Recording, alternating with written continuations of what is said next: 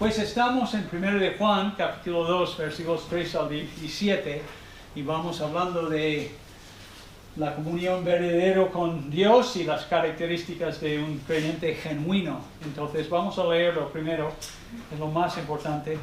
Y como dice allí, versículo 3, tú recuerdas, voy a empezar leyendo en versículo 1 porque tiene que ver con versículo 3. Hijitos, capítulo 2, versículo 1. Hijitos míos, estas cosas os escribo para que no pequéis. Si alguno hubiera pecado, abogado tenemos para con el Padre, a Jesucristo el justo, y Él es la propiciación por nuestros pecados, y no solamente por los nuestros, sino también por los de todo el mundo. Entonces, es muy importante, cuando estamos pensando en la propiciación por nuestros pecados, la expiación, cómo ser perdonados de Dios, que es posible. La Biblia solo habla de una persona, aquí en todos los sitios, pero aquí habla de quién, a Jesucristo, ¿ok? El justo. El que es el justo nunca pecó, pero también nos puede declarar justo. El Padre lo hace en 2 Corintios 5:21. Entonces, pero es muy importante. No habla en ninguna parte de la Biblia de una virgen. No estoy criticando, estoy diciendo la verdad. Habla siempre de un mediador, solo un mediador entre Dios y los hombres, Jesucristo, hombre, el justo aquí. Entonces, sí podemos ser perdonados por medio de Él. Seguimos, estoy predicando demasiado. ¿Qué? Versículo 3. En esto sabemos que nosotros le conocemos si guardamos sus mandamientos. El que dice, yo le conozco, y no guarda sus mandamientos, el tal es mentiroso y la verdad no está en él. Pero el que guarda su palabra, es lo mismo que guardar sus mandamientos, guarda su palabra, en este verdaderamente el amor de Dios se ha perfeccionado. Por esto sabemos que estamos en él. El que dice que permanece en él debe andar como él anduvo.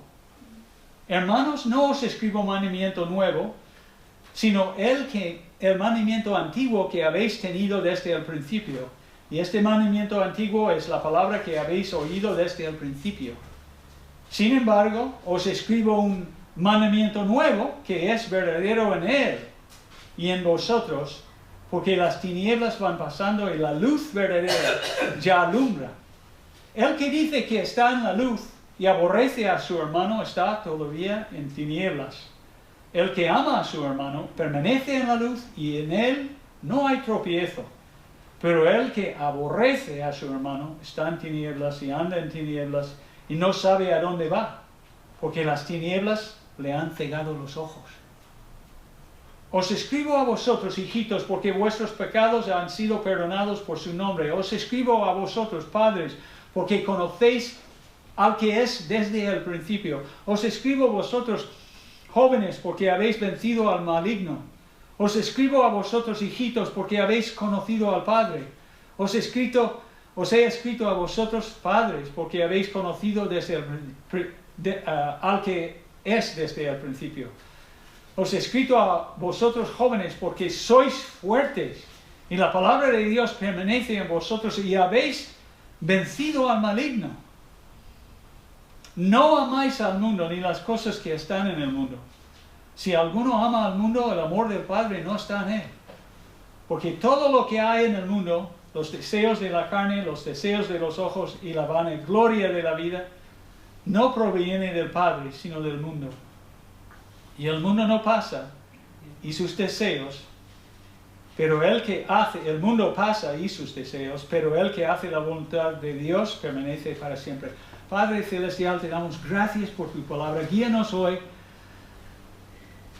Aviva nuestros corazones para amarte más y andar con tu Hijo Jesucristo en esta vida. Te lo pedimos en su nombre. Amén.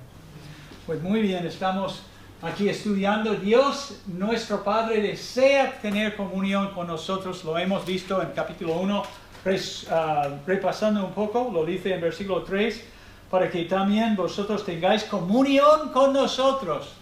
Es posible tener comunión con Dios por medio de fe en Jesucristo, no hay ninguna duda.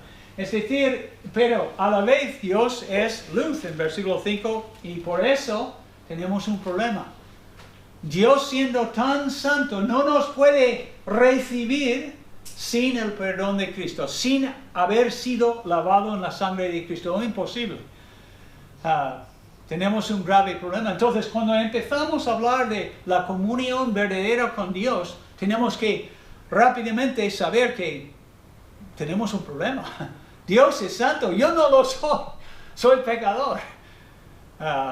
Entonces, como he escrito aquí, solo aquellos, como dice en versículo 9, que confiesan, que dicen la misma cosa acerca de su pecado que Dios dice, reciben el perdón de pecado. La verdadera comunión con Dios es posible cuando creemos en Jesucristo el justo. Y esa es la buena noticia. Empieza un poco negativo, pero realmente el Evangelio es así. ¿Quién va a clamar al Salvador Jesús si no necesita ser salvo de nada? Esto es lo que la Biblia enseña, es que necesitamos clamar a Jesús, invocar su nombre para ser salvos. Y para mantener la verdadera comunión con Dios, viviremos conforme a la nueva vida en Cristo Jesús. El amor de Dios que ha sido derramado en nuestros corazones por el Espíritu Santo se manifestará poco a poco. Si hemos sido salvos por Dios y su Espíritu vive en nosotros, va produciendo amor en nuestros corazones, obediencia y un amor más grande para el Padre que para el mundo. Y Juan, el autor en este pasaje, señala o nombra 3 señales o rasgos de creyentes auténticos como pruebas de poseer la vida eterna. Y eso es lo que vamos a repasar hoy. Y Juan aquí enfatiza 3 señales muy importantes de un creyente genuino. Hoy en día, especialmente en un país como España, pero también en los Estados Unidos, hay mucha gente que dice, yo creo en Dios, como diciendo a los demás que es creyente, que realmente conoce a Dios, anda con Dios. Realmente hay un montón de personas, no crees a cualquier persona. Lo que debemos hacer es hacer lo que está haciendo Juan aquí, dándonos una idea de los rasgos genuinos de una persona que ya ha llegado a conocer a Dios. Obedece a Dios, como he escrito aquí, obedece los mandamientos de Dios, ama a los otros hermanos en la iglesia, ama a las personas en general y al final no ama al mundo, aborrece las cosas del mundo, las cosas que no son nuestros. Nosotros tenemos otra ciudad, vamos como Abraham buscando otra ciudad. Entonces, una cosa que tenemos que entender, y la pregunta primero, ¿por qué enfatiza tanto Juan la necesidad de guardar sus mandamientos? Y lo vemos en versículos 3, 4, 5, 6, guardar los mandamientos, no guardar sus mandamientos, versículo 5, guardar su palabra, y en versículo 6, andar como Jesús anduvo. ¿Por qué enfatiza tanto esto? Es tan normal. Todos nosotros entendemos, si amamos a Dios y conocemos a Dios, tenemos que obedecer. Pues en aquellos años, en los finales del primer siglo, había una forma de creencia, se llama gnosticismo o los gnósticos, ¿no? Y era una versión incipiente, empezando, y ellos ponían mucho énfasis en el conocimiento. Un conocimiento esotérico, un conocimiento que ponía más énfasis en revelaciones realmente del cielo, entregado por Jesús el mensajero, porque para los gnósticos Jesús no es Salvador. No, es mensajero de mensajes de Dios. Y ellos minimizaban la ética, la virtud, ser santo, obedecer a Dios, etcétera, etcétera. Entonces Juan aquí tenía que escribir a los hermanos para que ellos pudieran entender bien lo que es conocer a Dios. Justo después de este pasaje en versículo 18 empieza a hablar de los anticristos que han salido al mundo y de los hermanos que han salido de la iglesia. Es porque ellos estaban enseñando así, minimizando la escritura, tenían su propia manera de interpretarlo y Juan quería decir con una voz muy clara lo que era la voluntad de Dios. Entonces por esto, y habla más de ellos creyeron que la excelencia espiritual consistía no en llevar una vida santa, sino en su conocimiento superior que les hiciera elevarse más allá de las cadenas terrenales de este cuerpo, porque ellos rechazaban cualquier cosa material y elevaban lo espiritual. Y esto no es correcto. Tenemos cuerpos y estos cuerpos van a ser resucitados algún día. En versículo 3 vemos allí con dos palabras, es la misma palabra sabemos y conocemos, uno es pasado, otros en tiempo presente, pero vemos la confianza espiritual que goza el creyente que habitualmente obedece los mandamientos de Dios. Y él dice, en esto sabemos que nosotros le conocemos. Le hemos conocido a Jesucristo si guardamos sus mandamientos, ¿ok? Y tenemos confianza. Dos veces y varias veces vemos el verbo ginosco aquí en el pasaje, pero no vamos a hablar mucho de esto. La verdad de Dios habita en los obedientes, no en los mentirosos. Versículo 4. Yo le conozco, dice uno, pero no guarda los mandamientos de Dios, lo más sencillo. Entonces, tal persona es mentirosa. No conoce a Dios y la verdad de Dios no está dentro de él.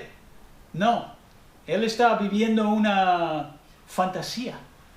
¿Ok?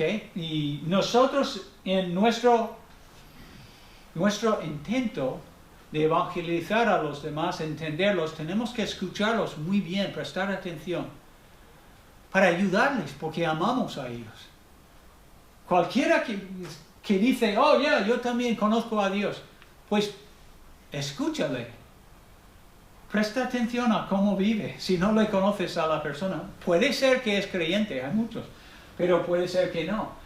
También el amor de Dios, como dice en versículo 5, va creciendo a lo largo de nuestra vida, va creciendo hacia la perfección. Pero el que guarda su palabra, la persona que obedece a Dios fielmente, no perfectamente, ninguno de nosotros lo hacemos, pero verdaderamente el amor de Dios se ha perfeccionado. Por esto sabemos que estamos en Él. Entonces no es difícil de entender, pero sí en el contexto de aquel entonces tenía que aclararlo.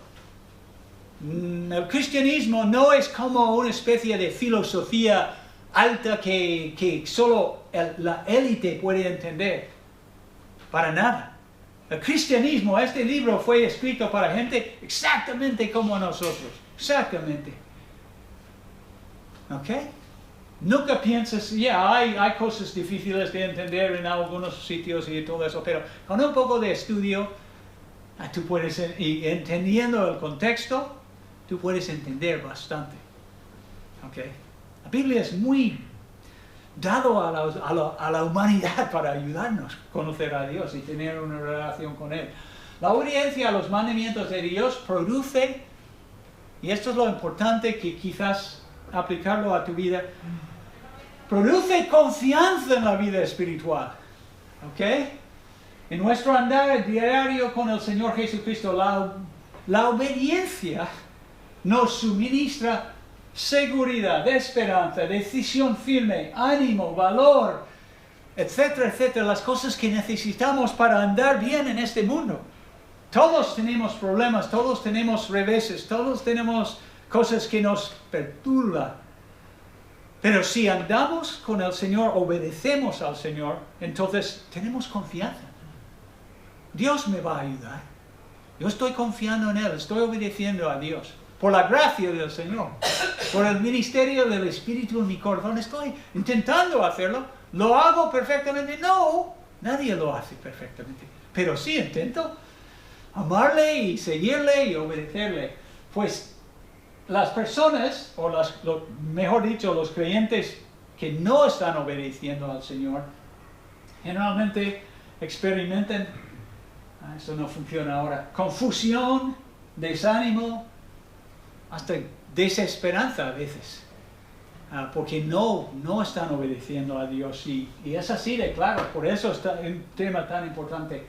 El gran amor de Dios, es decir, su amor para con los creyentes, y aquí en versículo 5 habla de este amor de Dios siendo perfeccionado en nosotros, es el motor que nos mueve a poner en práctica los mandamientos del Señor. A lo largo de nuestro andar con el Señor aquí en la tierra, el Espíritu Santo, yo creo que poco a poco va aumentando nuestra estimación, nuestro entendimiento, pero estimación del gran amor de Dios hacia nosotros por medio de su Hijo. Y eso nos ayuda a obedecer a Dios. En nuestra iglesia nunca hablamos de obedecer al Señor como, no sé cómo es la palabra, pero grit my teeth, como morder mis dientes, así yo voy a hacerlo. No es eso. El cristianismo es que el Espíritu de Dios vive dentro de ti y te da amor por obedecer a Dios, su voluntad, su plan, sus propósitos, sus principios. Esto es lo que Dios busca, un amor que nos mueve. Y en cada una de estas secciones, aquí en versículos 3 al 6, 7 al 11 y 12 al 7, vemos el amor hacia el Padre en cada uno de ellos. En el segundo, un poco escondido, tienes que mirar en el Evangelio de Juan, pero el amor de Dios es muy importante. Debemos más a menudo meditar sobre el gran amor hacia nosotros. En todas partes de la Biblia, en los profetas, en los libros históricos, en Salmos, me da igual, en el Nuevo Testamento, porque nos da la perspectiva correcta de obedecer a Dios. Y hay algunos ejemplos. Tú recuerdas, no sé, es una cosa, ahora empiezo la semana que viene, enseño en el seminario los libros históricos. Entonces, la semana pasada leyó todo el Génesis a Deuteronomio, porque tenía que... Pero, una cosa muy curiosa, cuando Dios mandó a los israelíes, no sé si es a los sacerdotes, pero Moisés, dice, habla a los hijos de Israel y diles que hagan flecos en los bordes de sus vestidos por sus generaciones y pongan en el fleco de cada borde de un cordón azul. ¡Qué raro!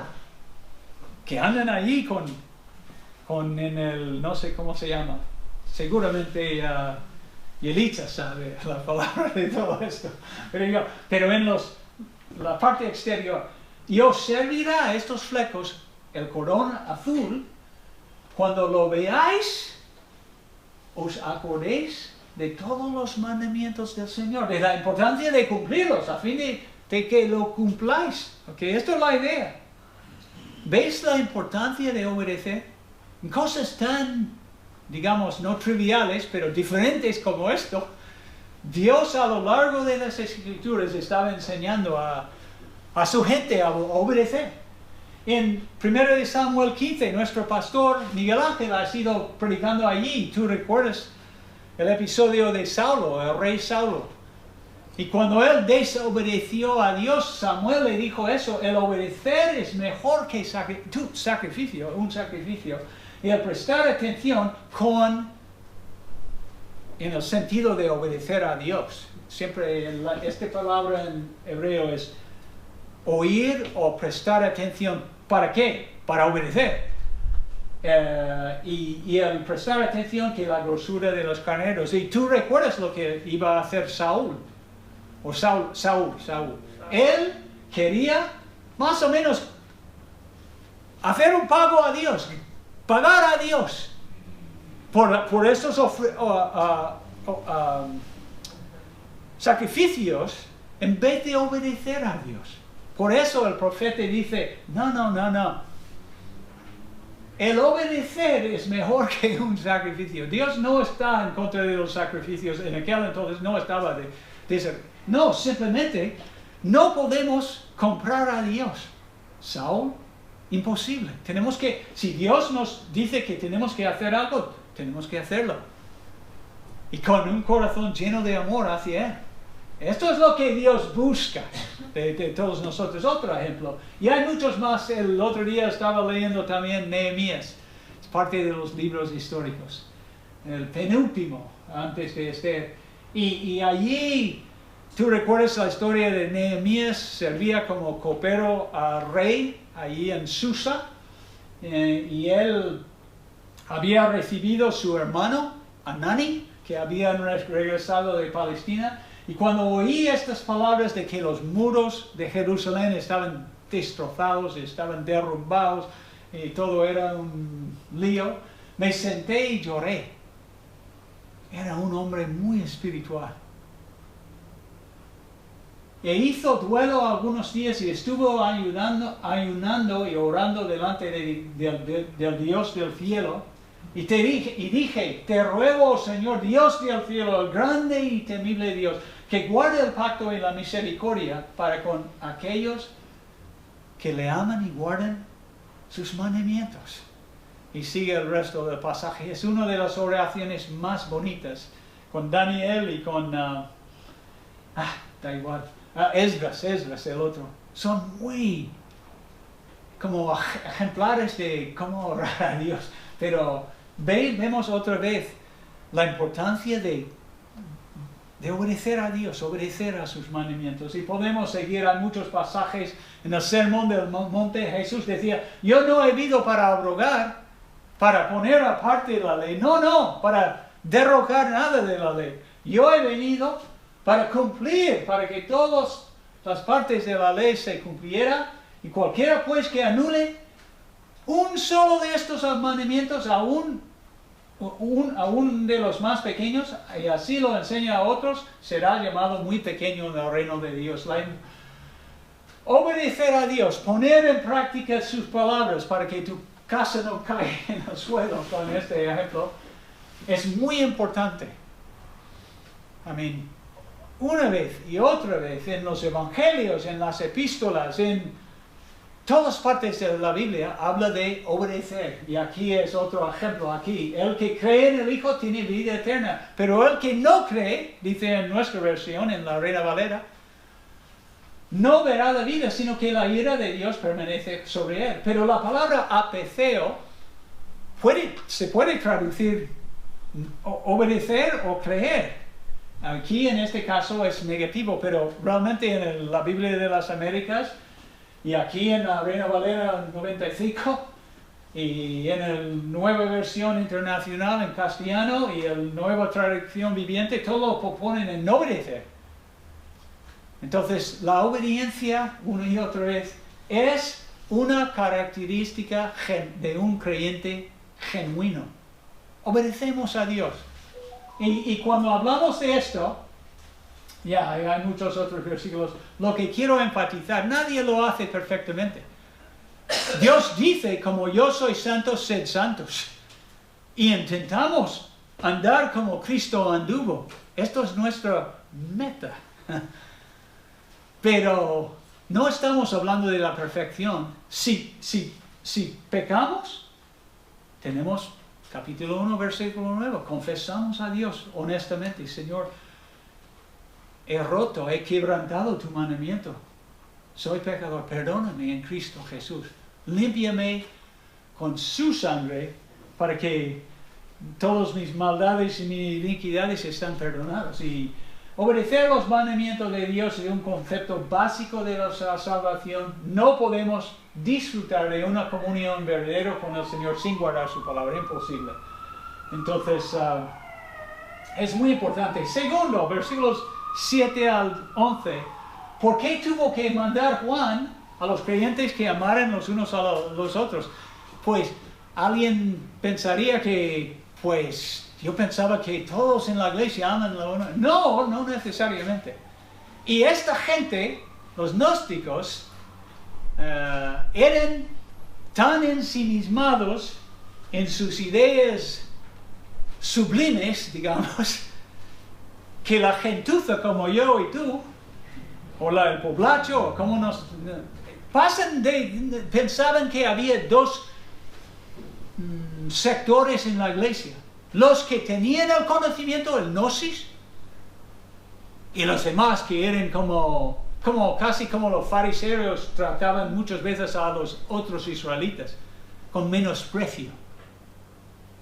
Y entonces Juan hace bastante claro en versículos 7 al 11 que en la iglesia de Jesucristo amamos el uno al otro, amamos a los hermanos, con un amor ferviente. Y no hay en nuestra iglesia dos clases de cristianos. No, para nada. Al pie de la cruz, el terreno es llano. Todos estamos allí para servir a nuestro Señor y hacer su voluntad. ¿Por qué amamos a los hermanos? Número uno, porque hemos experimentado el amor de Dios. Dios derramó su amor en nuestros corazones por medio de su Espíritu. Pero en 1 de Juan 4, versículos 11 y 12 dice, amados, si Dios nos ha amado así, debemos también nosotros amarnos unos a otros. Nadie ha visto jamás a Dios. Si nos amamos unos a otros, Dios permanece en nosotros y su amor se ha perfeccionado en nosotros. El amor del Padre. Entonces, esto es la primera razón. La segunda es porque Dios ha puesto su Espíritu en nosotros, el Espíritu Santo. Cuando vamos a Gálatas capítulo 5, ¿qué dice? Mas el fruto del Espíritu es amor, gozo, paz, etcétera, etcétera. Pero amor es casi siempre el primero. En 1 Corintios 13 también. Amor es muy importante. Esto es lo nuestro. Si conocemos auténticamente a Dios, amamos a la gente, aún los difíciles, ¿eh? El vecino que es no sé qué decirlo bien, pero amamos. El amor cubre una multitud de pecados.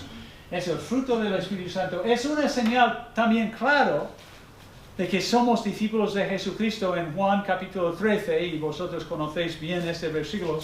Él decía esto, Jesús a sus discípulos, un mandamiento nuevo os doy, que os améis unos a otros como yo os he amado, que también os améis unos a otros.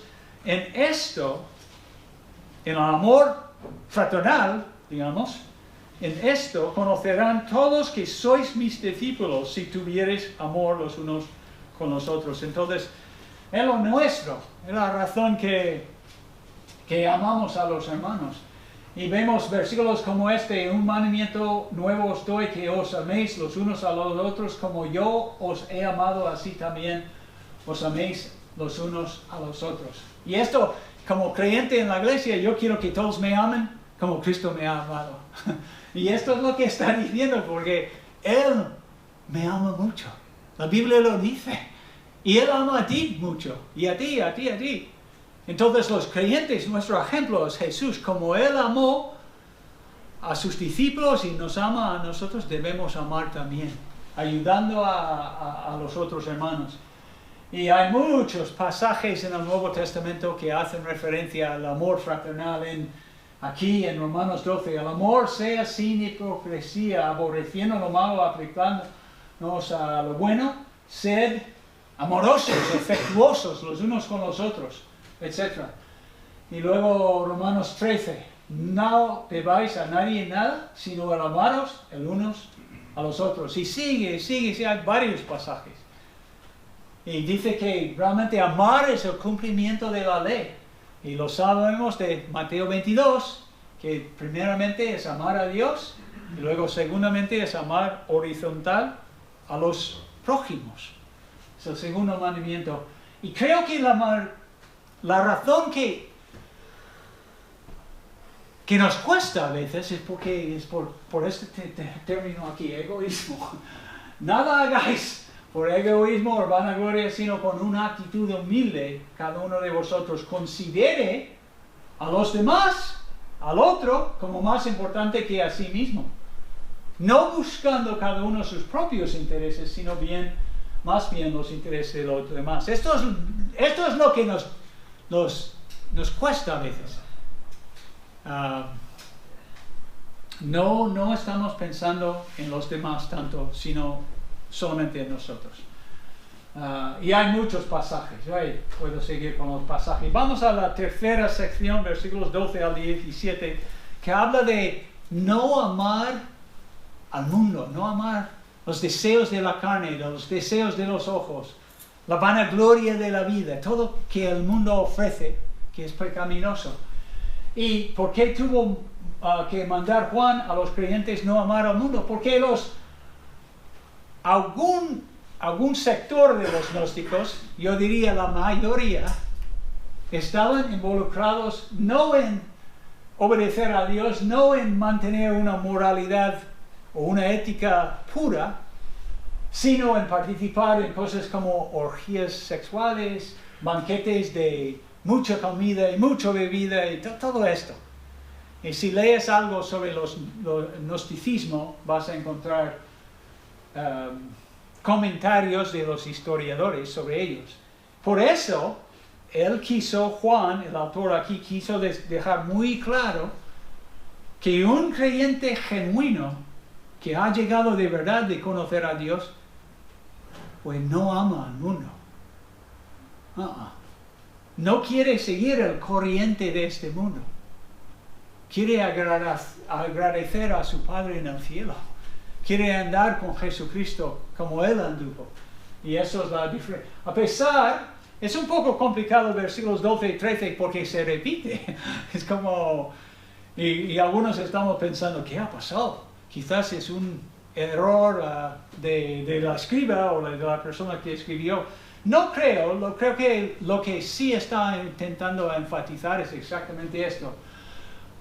A nosotros y ellos, a pesar de haber sido perdonado, de haber conocido al Padre, al que es desde el principio, y haber vencido al diablo, esto es totalmente verdadero en nuestras vidas también. A pesar de todo esto, ¿qué sucede en la vida? Pues somos tentados a amar al mundo, nos atrae, ¿ok? Como he puesto aquí, los creyentes estaban atraídos por el mundo. Nosotros no somos diferentes que los hermanos de aquel entonces. En vez de amar al Padre, somos seducidos fácilmente por los deseos de la carne, los deseos de los ojos y la vanagloria de la vida. Esto es lo que sucede. Es un problema para los creyentes. Por eso tenemos pasajes como Santiago, en capítulo 4, cuando él está diciendo a ellos, oh almas adúlteras, ¿no sabéis que la amistad del mundo es enemistad contra Dios? Cualquiera pues que quiere ser amigo del mundo se constituye enemigo de Dios. Es un problema para los creyentes. Y la gran pregunta, a veces pensamos en esto, es ¿por qué es así? Dios nos ha sacado, nos ha llamado realmente, eclesía, nos ha llamado fuera del mundo y nos ha puesto su espíritu dentro de nosotros, nos ha dado un nuevo corazón, una nueva mentalidad de ver las cosas. Pero nosotros desde el momento que tomamos nuestro primer bocado de aire, hemos vivido aquí, ¿ok? Hemos comido aquí. Sabemos las costumbres de la gente de aquí. Es que estamos inmersos, como he puesto aquí en la, no sé, sí, es una palabra, lo he visto en la Real Academia Española. Mundanalidad, es que es como entra por tus poros. Somos personas, hombres y mujeres que viven aquí en este mundo y por eso muy fácilmente nos influye y nos afecta. Y esto es el problema. Y Satanás, la otra razón por qué es así es porque sabemos que Satanás es el Dios de este mundo. Juan, 3 veces en el Evangelio de Juan lo vemos esto. El príncipe de este mundo, el Dios con Dios minúscula, que coordina, enfatiza varias cosas para afectar a los demás en el mundo, pero también a los creyentes, para engañarnos. Esto es lo que Satanás hace, con su astucia nos engaña. Promete, pero no entrega. Él ejerce mucha influencia en este mundo. La Biblia lo habla en Efesios 2, capítulo 2 y capítulo 6, pero en Efesios 2 dice esto, que Dios nos dio vida a vosotros, aun cuando estabais muertos en vuestros delitos y pecados, versículo 1, capítulo 2 de Efesios, en los cuales anduvisteis en otro tiempo siguiendo la corriente de este mundo. Casi como una cosa como natural. Somos gente de este mundo, conforme al príncipe de la potestad del aire, Satanás, el diablo, el espíritu que ahora opera o obra en los hijos de desobediencia. Esto es nuestro pasado, entonces tenemos que contender con la influencia de Satanás también, tenemos que poner la armadura de Dios y todo eso. Y también hay otra cosa que influye, es que nosotros somos propensos a los deseos de la carne, los deseos de los ojos y todo eso, porque nuestra viejo hombre, nuestra naturaleza pecaminosa, no fue erradicados totalmente. En Cristo, por fe, sí, somos crucificados en Cristo, Romanos 6. Pero aún así, cuando él, después de hablar de esto en Romanos 6, él llega a versículo, ¿qué es? Versículo 7 por ahí.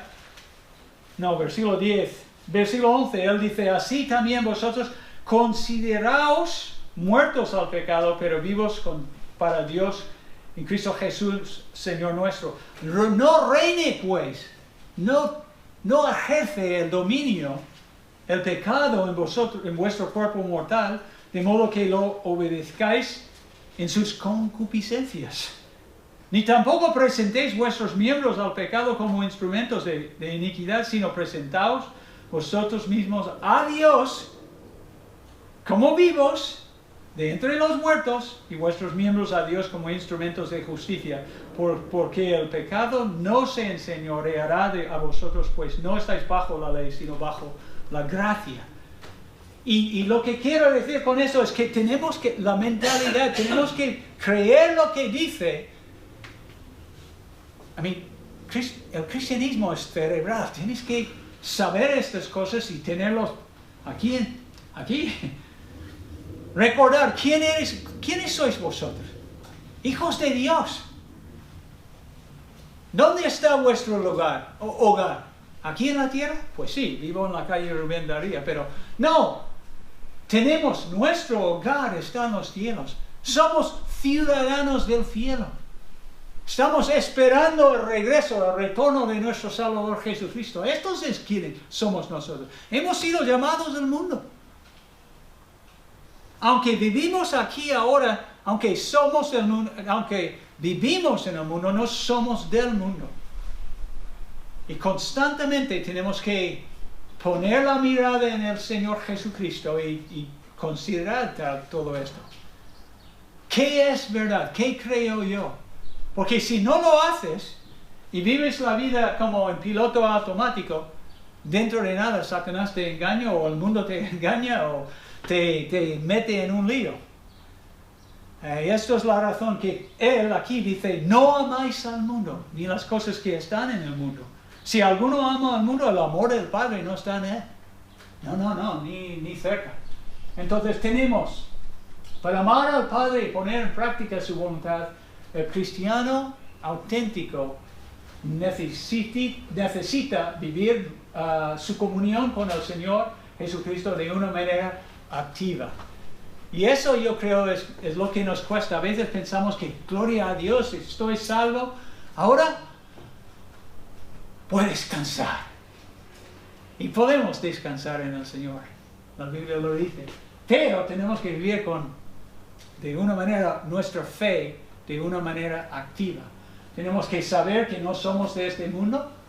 Tenemos que considerar a nuestro cuerpo muertos al pecado. Tenemos que aprender cómo despojar, renovar y vestirnos de Jesucristo. Activamente, cada día. Y si no, pues vamos a empezar a amar al mundo.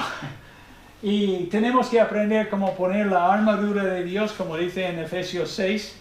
Ahí, eso es otra cosa que nos ayuda un montón en nuestra lucha contra el mundo, como Él dice aquí. Por tanto, tomad la armadura de Dios para que podáis resistir en el día malo y habiendo acabado todo, estar firmes. Y eso es lo que queremos, estar firmes para el Señor, siguiendo al Señor Jesucristo. Estad pues firmes, ceñidos vuestros lomos con la verdad, vestidos con la coraza de justicia, calzados los pies con el apresto del Evangelio de la paz.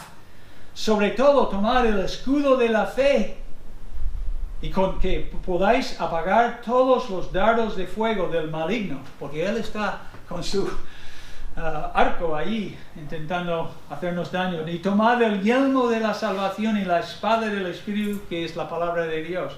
Y orando en todo tiempo, otra pieza de la armadura, orando a todo tiempo, en todo tiempo, con toda oración y súplica en el Espíritu. Y si hacemos esto, no amaremos al mundo menos.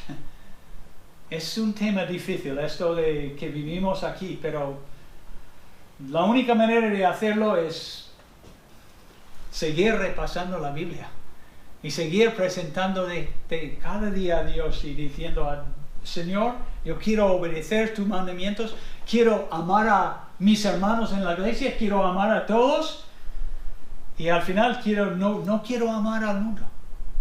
Yo quiero ser un creyente auténtico en sus ojos, alguien que realmente tenga comunión verdadera con Dios.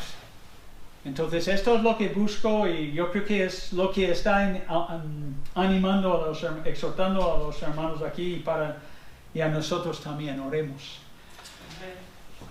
Padre Celestial, te damos gracias por la sencillez de la palabra de Dios. Gracias, Señor, que nos ha revelado cómo podemos ser salvos, cómo podemos confesar nuestros pecados y ser perdonados, cómo podemos estar delante de ti sabiendo que la sangre de Cristo nos ha limpiado de todo pecado. Te damos gracias, Señor, que es posible obedecerte. Quizás nunca lo hacemos perfectamente, pero sí, cada día podemos tomar la decisión de obedecerte y hacerlo. Y gracias, Señor, que podemos amar a los demás, estar comprometido con su bienestar y hacer cosas para ayudarles a ellos también a crecer en el Señor. Y gracias, Señor, por avisarnos de tener mucho cuidado con el mundo, con los deseos de la carne, los deseos de los ojos y la vanagloria de la vida. Y hay mucho en la tele, por medio de los deportes, y lo vemos, Señor, y ayúdanos a andar en comunión verdadera con Jesucristo para la gloria de Dios. Te lo pedimos en su nombre. Amén.